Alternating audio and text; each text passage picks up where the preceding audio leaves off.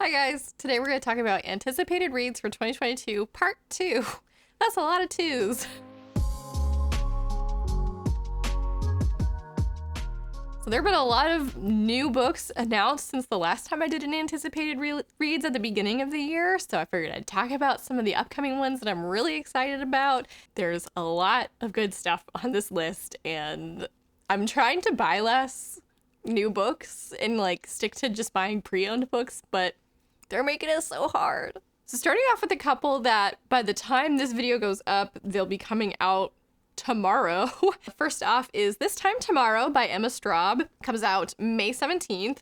I have never read an Emma Straub book, but I recognize her books a lot on the shelf. They stick out to me. They're very aesthetically pleasing. I just haven't picked one up yet, but the concept for this one is kind of like 13 going on 30, but reversed. And it's actually something that I find myself thinking about a lot.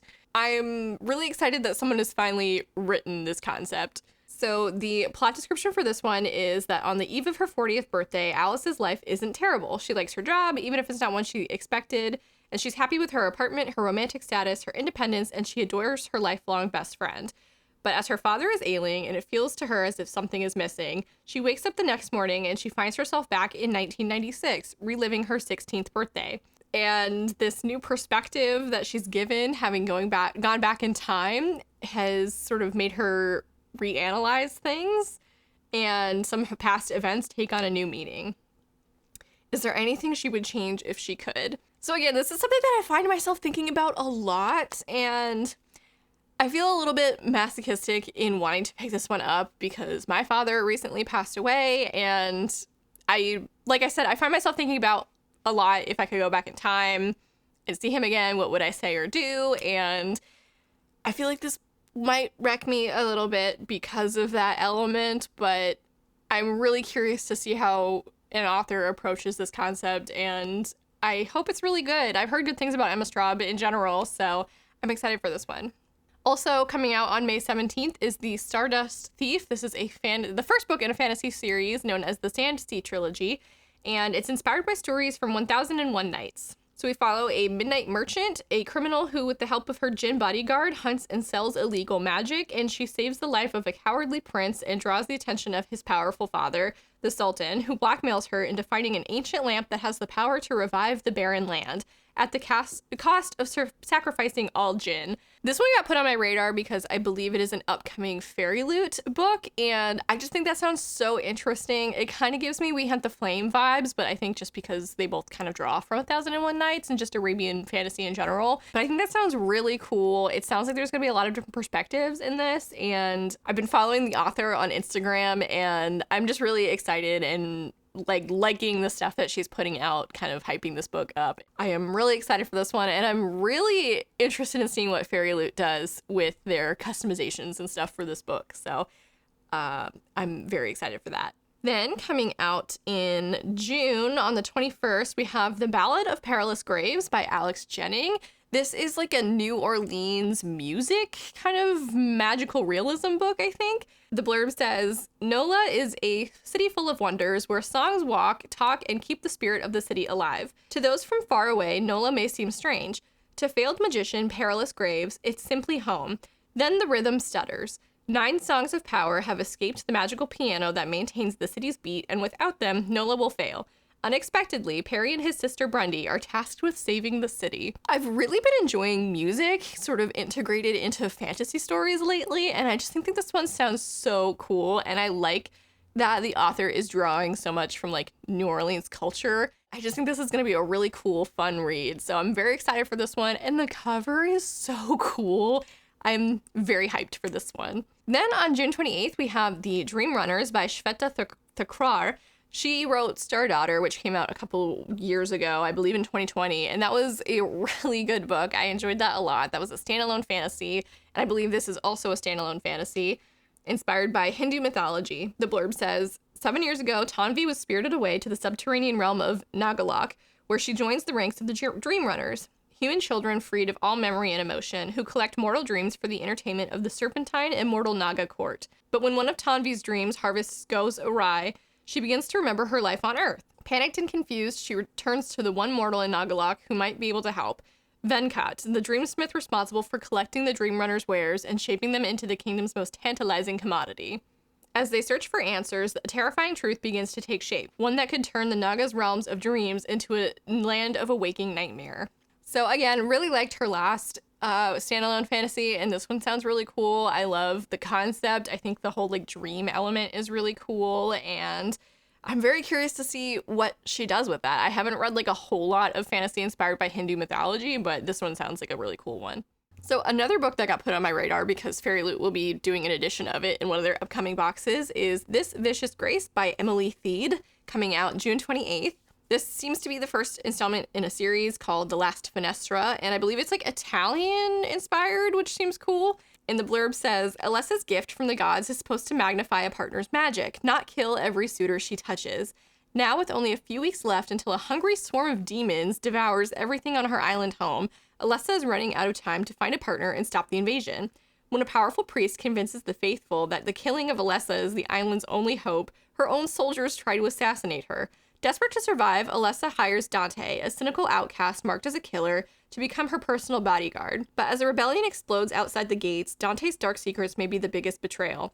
He holds the key to her survival and her heart, but is he the one who can help master her gift or destroy her once and for all? This sounds really high stakes and really interesting. I love like a very good, like I love a cynical like bodyguard kind of trope. I think that sounds like a lot of fun. I feel like I've also heard this one described as like rom-com-y, so I think there's gonna be some comedic elements despite the high stakes. I might be totally wrong and thinking of something else, but I'm pretty sure. So yeah, that sounds really cool, and I'm really looking forward to this one. It sounds like a fun like summary read, so can't wait for the Fairy Loot edition. Then coming out July 5th, we have The Dead Romantics by Ashley Poston. She wrote Among the Beasts and Briars, which came out in 2020, I think, and that was a standalone fantasy. It was like very traditional fantasy, and I really quite liked that. So this is going to be a adult sort of supernatural romance, I believe. The main character's name is Florence Day, which I love the name Florence, and she is a ghostwriter for one of the most prolific romance authors in the industry, and she has a problem. After a terrible breakup, she no longer believes in love.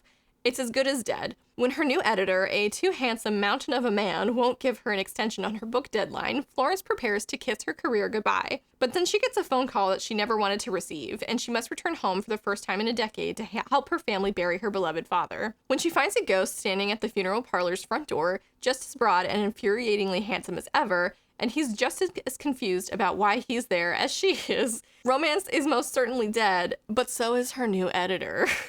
And his unfinished business will have her second-guessing everything she's ever known about love stories.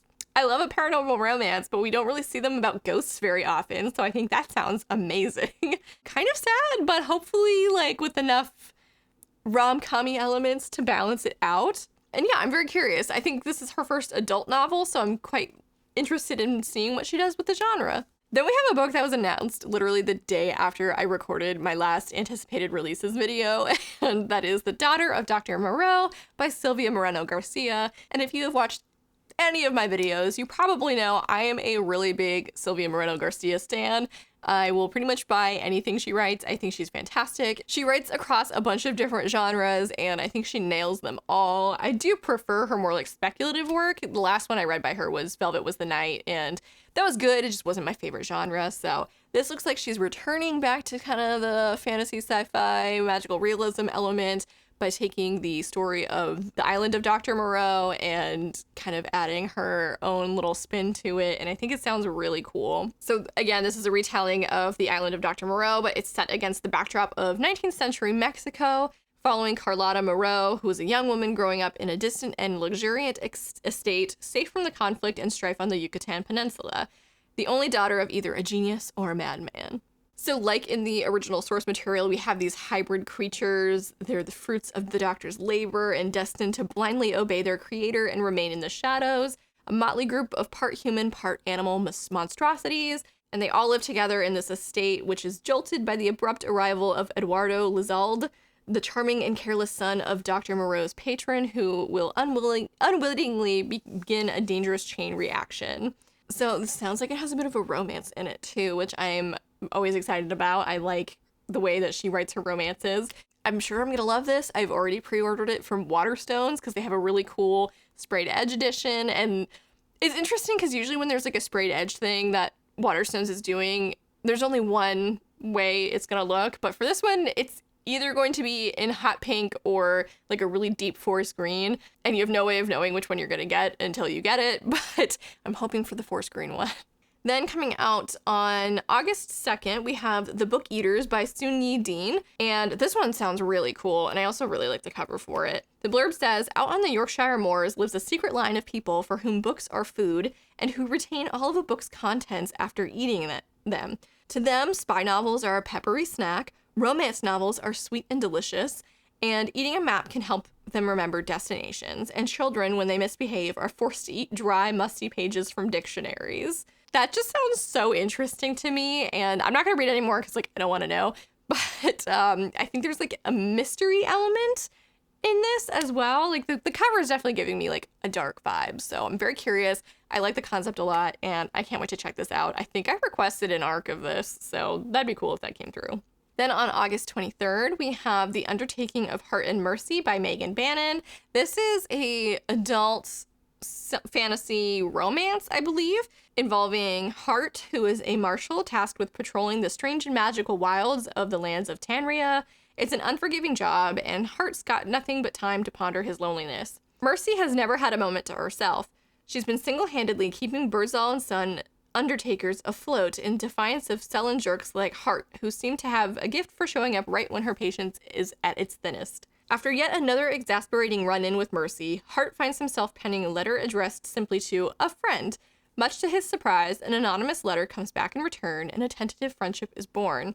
If only Hart knew he's been bearing his soul to the person who infuriates him the most, Mercy.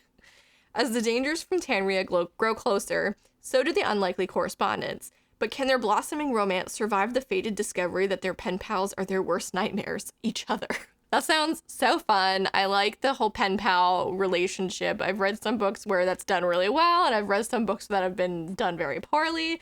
This one seems promising, though, and I like the kind of tone it seems to have. It seems lighter, at least, and I think this will be a lot of fun, so I'm very excited for that one. Then we have this little book by this little author I'm sure no one has ever heard of. Carrie Soto is Back by Taylor Jenkins Reid comes out August 30th. And this one, of all the books in her sort of historical fiction literary universe, this one seems like the most directly related to another one because Carrie Soto was a character in the Malibu Rising book that came out last.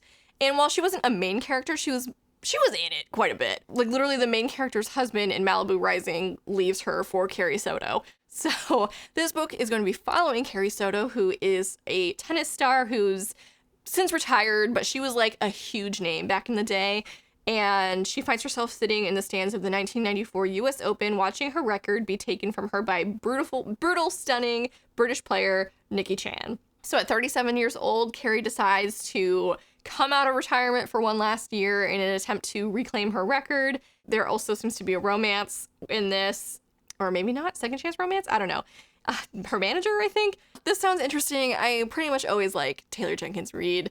All of her books have kind of taken place in, like, successive decades, I believe. So now we're in the 90s, which is when I was born. So that'll be really interesting. The only thing that's kind of tempering my excitement for this is I'm not super into sports. I know tennis isn't like doesn't have the same culture as some other like really big sports do, at least in America, but like I don't know how much I'll love that element of it, but I'm sure Taylor Jenkins Reid will write it really well, and I'm sure I'll enjoy it. So I've also requested that one on NetGalley, but I'm definitely not getting approved. Then we have an interesting one coming out September 6th. We have Fairy Tale by Stephen King. It has been years since I've read a Stephen King book. I live in Maine. Stephen King lives in Maine. You're probably like, Lexi, you haven't read his whole catalog? No! I've read some of his heavy hitters, his big hits. But this is his first foray into fantasy in quite some time. I know he has written, like, obviously the Dark Tower series is sort of fantasy adjacent, and he has written a standalone. It's called The Dragon something or other. I can't remember. So he's not new to the genre, but this sounds pretty interesting, and I haven't read a lot of his modern stuff or like the stuff he's been coming out with in the last few years. So This is the first thing that he's put out in a while that I've been kind of intrigued by. And it seems like a portal fantasy, kind of a la the Wayward Children series by Sean McGuire. We have a kid named Charlie Reed who looks like a regular high school kid, great at baseball and football, and a decent student, but he carries a heavy load. His mom was killed in a hit-and-run accident when he was 10, and grief drove his dad to drink. Charlie learned how to take care of himself and his dad, and when he's 17, he meets a dog named Radar and her aging master, Howard, a recluse in a big house at the top of a big hill with a locked shed in the backyard. Sometimes strange sounds emit from it. Charlie starts doing jobs for Mr. Bowditch and loses his heart to Radar. Then, when Bowditch dies, he leaves Charlie a cassette tape telling a story no one would believe. What Bowditch knows and has kept secret all his long life is that inside the shed is a portal to another world. So it seems like we have another story by Stephen King where good is pitted against evil and a heroic boy and his dog must lead the battle. I'm not sure if this is going to be a series or a standalone. Also, the portal thing kind of reminds me of, I don't remember the title because it's a date and I'm horrible with dates, but the JFK book that he wrote where there was like a door to the past in like a diner. 11/22/63, is that? Yeah, that one. You guys know what I'm talking about. So yeah, I'm curious to see how he handles portal fantasy, and it sounds like a fun time. I'm gonna check it out. Then, releasing September 15th, we have Stone Blind, Medusas Story by Natalie Haynes. Natalie Haynes has written quite a few Greek mythology-inspired books. I haven't read any of them yet. I do want to at some point. I just haven't got around to them because I still have to make my way through Madeline Miller, honestly.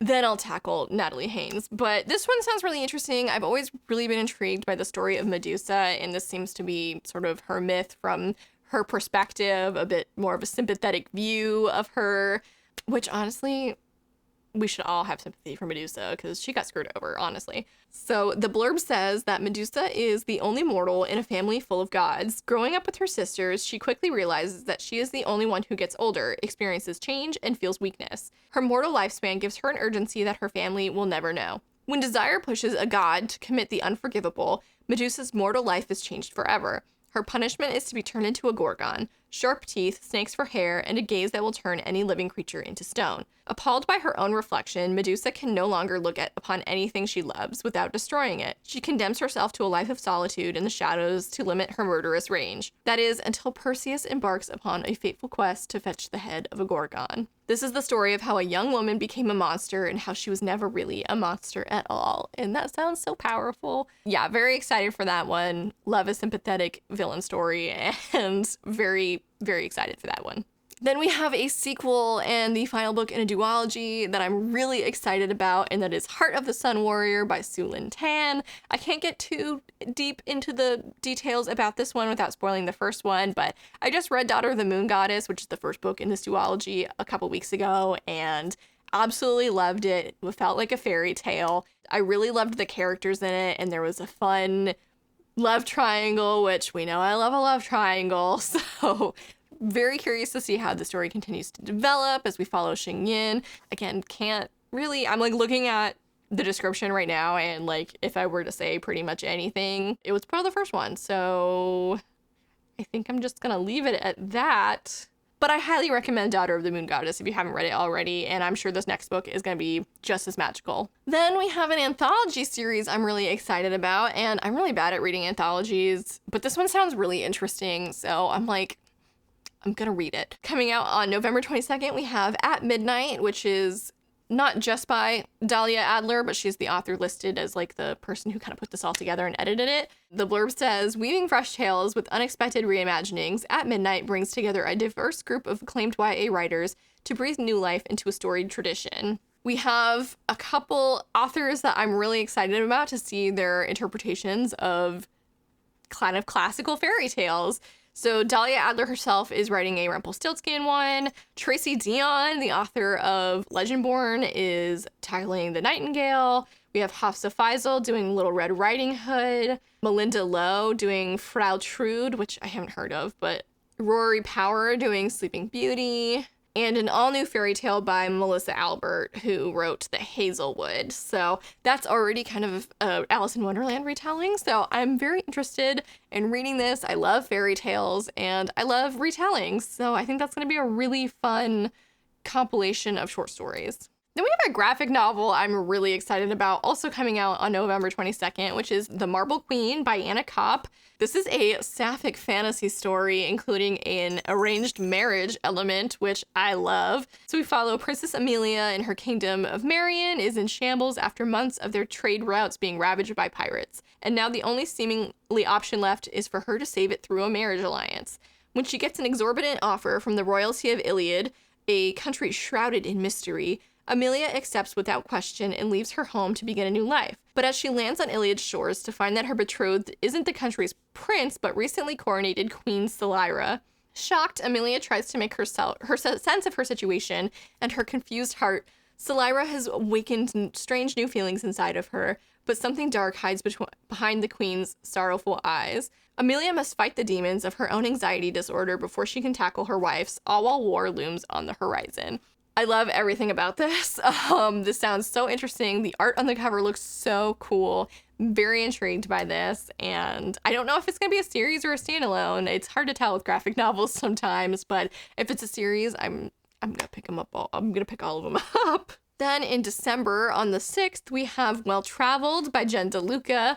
I thought Well Matched was gonna be the last book in this Renaissance Festival series by Jen DeLuca, but apparently not. I'm not mad about it. In this one, we follow Mitch's cousin, Louisa, who was a high-powered attorney, and she kind of leaves that all behind to become more involved in the Renaissance Fair circuit. She really falls in love with it, and then she meets Dex McLean, who is the guitarist of a band that has been featured in some of the previous books, and he's kind of come off as a playboy, so I'm very curious to see what their dynamic is going to be like.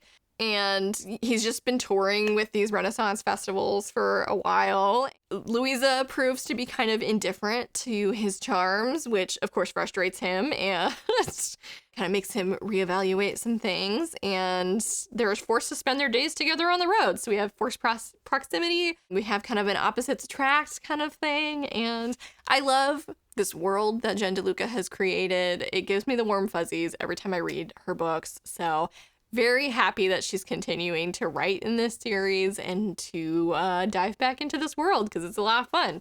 And the last book on this list is another sequel and final book in a duology that I'm very, very excited for, and that is A Fire Endless by Rebecca Ross, coming out also on December 6th. As with the previous sequel on this list, I can't really get too in detail about what this book is going to be about without spoiling the first one, but the first one follows a bard named Jack who is returning to his island home of Cadence after 10 years away as a series of kidnappings has occurred. This island is very magical and full of these elemental spirits. He returns in thinking that maybe his music can help placate them and return the girls. On this mission, he kind of has this reconnection with a childhood rival of his named Adara, and they must work together to try to save these kidnapped girls. And there's also a really interesting dynamic on the Isle of Cadence. It's kind of divided down the middle by these two clans. Jack and Adara are from the east, which is the Tamerlane clan. They're very prosperous. Their land is fertile and they live well, but they can't use magic without making a sort of personal sacrifice. In the west, their lands are kind of more barren, but they can wield magic without sacrifice to themselves. I believe it actually affects the spirits on that side of the island. So these two clans do not get along, and that's another sort of added element to the story that is really fascinating. We also have a couple other POV characters in that first book who are a married older couple, and they're really interesting, and I'm curious to see how their story continues in this next one. But yeah, the first book was just so enchanting. I mean, it's in their title, A River Enchanted. But yeah, I love this world, and I can't wait to read the next book. I'm sad it's only going to be a duology, honestly. All right, and that wraps up my part 2 of anticipated releases for 2022. I think this is going to be the last one this year. I don't foresee them announcing any other books last minute. But yeah, there's so many good ones I'm really excited for, or hopefully good ones at least. I don't know yet. I haven't read them. But yeah, let me know down below if I've left out any that you're excited for. There were a couple that I thought about adding to this list, but they were sequels and I haven't read the first one yet. So I left them off because if I pick up the first one and don't like it, then that's not going to be an anticipated read anymore. So let me know if you're excited for any of the ones I have mentioned. I would love to talk about them with you. And as always, feel free to follow my socials down in the description box below, like this video, and subscribe to my channel if you haven't already. I would really appreciate it. And thank you guys so much for watching, and have a lovely day. Bye.